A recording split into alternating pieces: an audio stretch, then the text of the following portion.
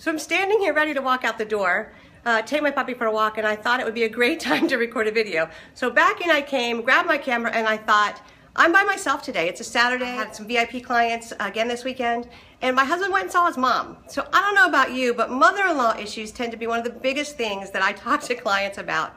I don't know what it is about father-in-laws. Maybe sometimes they're easier, but mother-in-laws, we have that horrible reputation for being just difficult and a pain, and so I want to talk to you a little bit about that today. So I'm going to sit down in my chair, and we're going to talk mother-in-laws. So here's the deal. I have a mother-in-law, and I am a mother-in-law.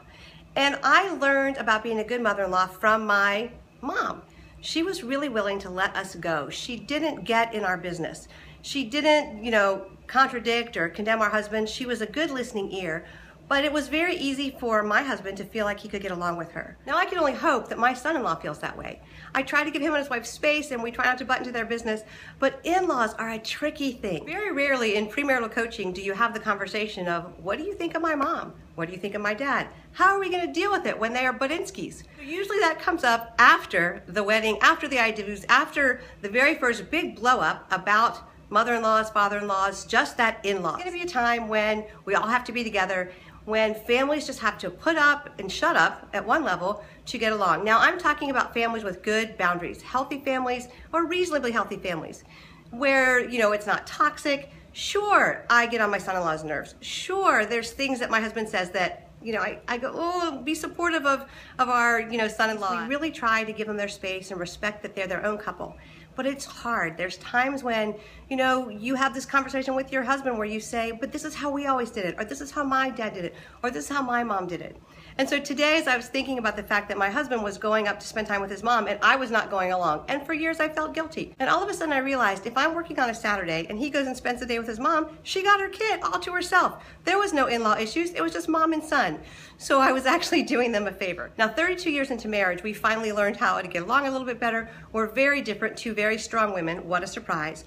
So it took a lot of conversations when we were first married to figure out where the boundaries were, what she could say, what she could do, where she could have an opinion. And it was okay that she had an opinion. I just didn't necessarily want her to share it with John or with me. Here's a couple of thoughts.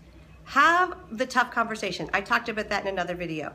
Be willing to think of 3 positive things you love about your in-laws. Start with that. I love that your mom bakes your favorite food when she comes over. I love that she sends my husband home with leftovers. I love that she raised you to be a hard worker and that she plays with our grandkids. But sometimes it's hard for me when she makes comments about what I cook or don't cook, or that we don't have the most traditional roles for husband and wife.